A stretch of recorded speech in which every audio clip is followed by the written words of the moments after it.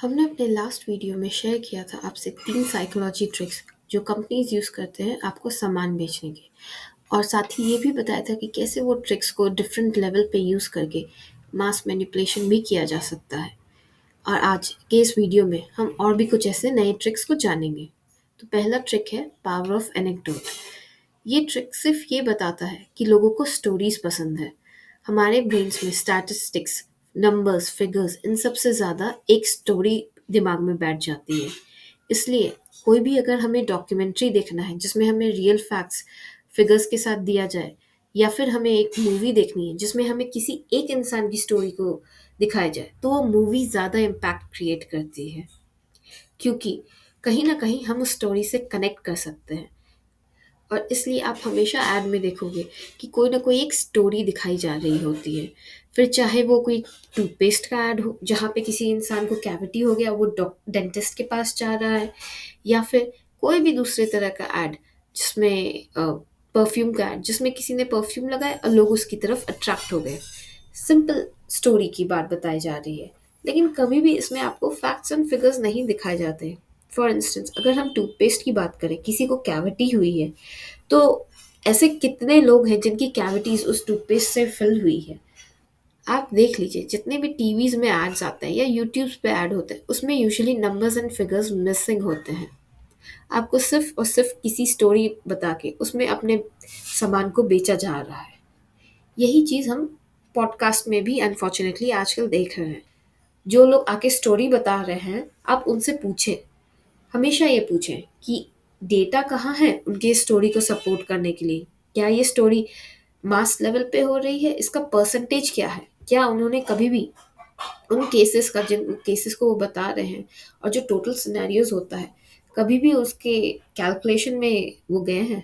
क्या परसेंटेज जो भी अपने स्टोरी को सपोर्ट करने के लिए, क्या उन्होंने कभी भी वो परसेंटेज वो क्लैरिफाई हमें करके देंगे कि कितने उनके सैम्पल साइज क्या थे, उन्होंने कितने लोगों को कंसिडर किया, उनका सैम्पल साइज कितना डाइवर्स था, उसमें उनका जो स्टोरी वो आके बोल रहे हैं उसका परसेंटेज क्या है, उस उनके विरुद्ध का जो डेटा है, जो फैक्ट है, उस चीज़ का परसेंटेज क्या है, क्या उसके लिए कभी उन्होंने रिसर्च किया। अगर ये बेसिक थिंग्स, तो हमेशा जब भी आप किसी पॉडकास्ट को देखें तो याद रखें, ये बेसिक क्वेश्चंस उनसे ज़रूर पूछें। वरना अनफॉर्चुनेटली आज कोई भी किसी भी पॉडकास्ट में आके कुछ भी बोल रहा है, कोई भी अपना वीडियो बना के कुछ भी बोल रहा है और लोग उससे अग्री कर रहे हैं बिना कुछ डेटा जाने। अनफॉर्चुनेटली आज कुछ ऐसे भी पॉडकास्ट है जो हमें ऐसे ऐसे स्टोरीज, कुछ पर्टिकुलर लोगों के स्टोरीज बता के बहुत बड़े लेवल पे फेयर मॉन्गरिंग भी कर रहे हैं। हमारा नेक्स्ट साइकोलॉजी ट्रिक जो हम देखेंगे वो है बैडर मैनहॉफ फिनोमेनन। इसे फ्रीक्वेंसी इल्यूशन भी कहते हैं। इस इफेक्ट में हम जो चीज़ को एक बार नोटिस कर ले, फिर हम उसे हमेशा हर जगह देखते रहते हैं। इसके प्र- अ, इसमें सबसे इम्पोर्टेंट दो चीज़ें होती हैं। एक है सेलेक्टिव अटेंशन और एक है confirmation bias.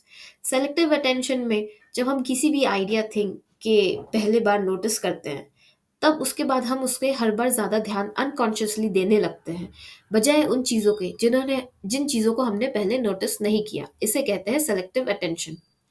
Second confirmation bias है। ये वो कॉन्सेप्ट है जिसमें कि अगर हमारा कोई ओपिनियन है, कोई सी प्रोडक्ट में हमारा अगर विश्वास है, तो हम एडिशनल प्रूफ्स ढूंढते हैं, या फिर हर एक ऐसी बात जो कि मे बी खुद में एक प्रूफ ना हो, लेकिन चूंकि वो हमारे ओपिनियन को सपोर्ट करती है, तो हम उसे एक एडिशनल प्रूफ समझने लगते हैं। लेकिन ऐसा कुछ जो कॉन्ट्राडिक्टरी स्टेटमेंट्स हो, जो आपके ओपिनियन से डिफरेंट जाता हो, हम यूजुअली उसे या तो इग्नोर कर देते हैं या उन चीज़ों पे सोचते ही नहीं। इनका यूज़ करके कंपनी अपने प्रोडक्ट्स बेच लेती है। फॉर एग्जांपल, आप कोई भी आज मार्केट में प्रोडक्ट देख लो, वो for a very long time आपको बोलेंगे कि अच्छा है। फॉर एग्जांपल, अभी हमने देखा कि कैसे for example brands like Bournvita, Maltova, ये हेल्दी प्रोडक्ट्स करके हमें अपने सामान बेच रहे थे।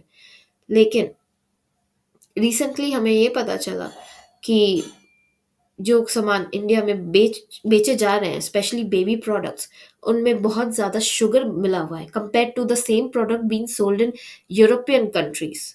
सिर्फ इसलिए ताकि वो हमें उसके एडिक्ट बना सकें और उनका सेल ज़्यादा हो सके। लेकिन हमारे दिमाग में क्या मार्केटिंग करके बैठा दिया गया कि वो बहुत अच्छे प्रोडक्ट्स हैं।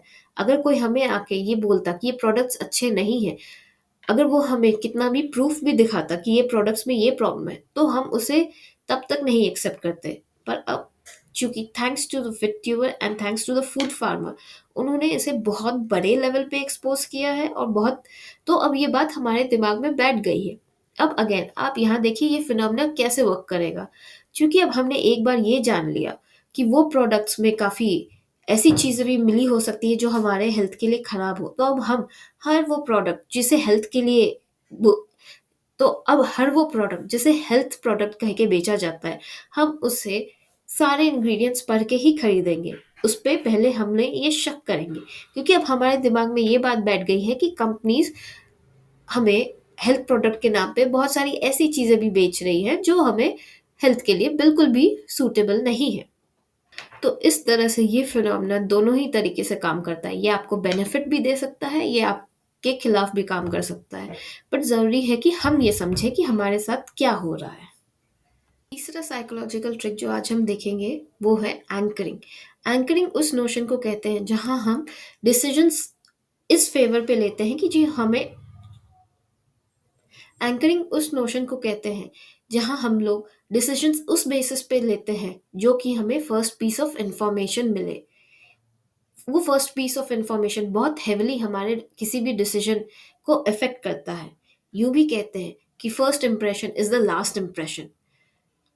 तो एक 2011 के स्टडी में ये रिवील किया गया कि सैलरी नेगोशिएशंस में उन पार्टिसिपेंट्स को ज़्यादा सैलरी मिली जिन्होंने एक इम्प्लॉसिबली हाई सैलरी सजेस्ट की, रादर देन जब उन्होंने एक रियलिस्टिक सैलरी सजेस्ट की। और इस चीज़ को कंपनीज यूज़ करती हैं to set an anchor price.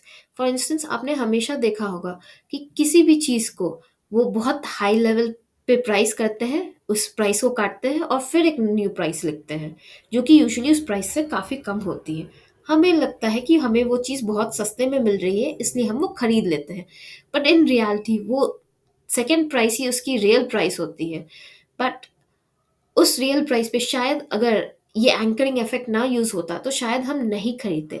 लेकिन अब चूंकि हमारे ब्रेन इस तरह से धोखा खा रहा है, उसे ये लग रहा है कि हमें बहुत भारी डिस्काउंट मिल रहा है, तो कहीं ना कहीं हमारे पैसे की बचत हो रही है, इस वजह से हम वो धोखा खा के सामान खरीद लेते हैं।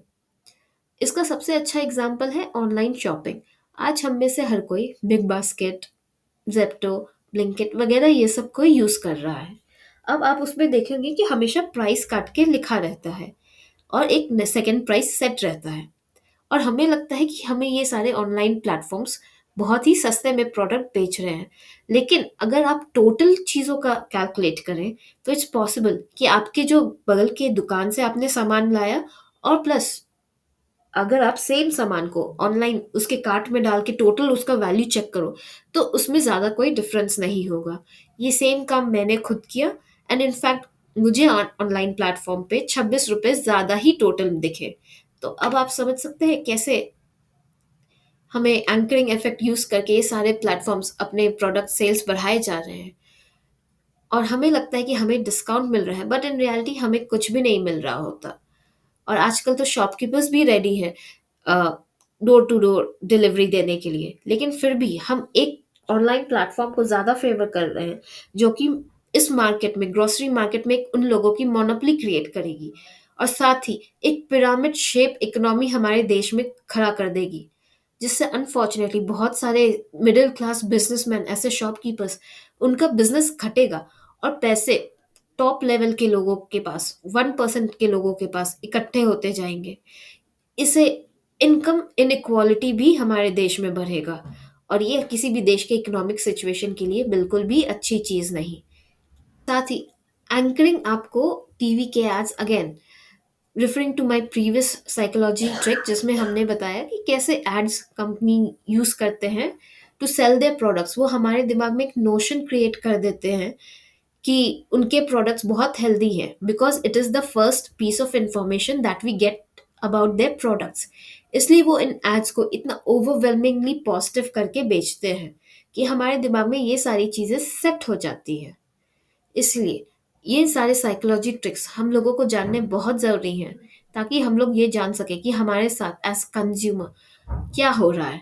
एंड प्लस अगर यही सेम चीज़ हमारे साथ और भी बड़े लेवल पे किया जा रहा है, जैसे कि आज हम जानते हैं कैसे सोशल इंजीनियरिंग होती है बहुत ही मास लेवल पे, लोगों की अक्रॉस द कंट्रीज बहुत ही पावरफुल लोग सोशल इंजीनियरिंग करते हैं।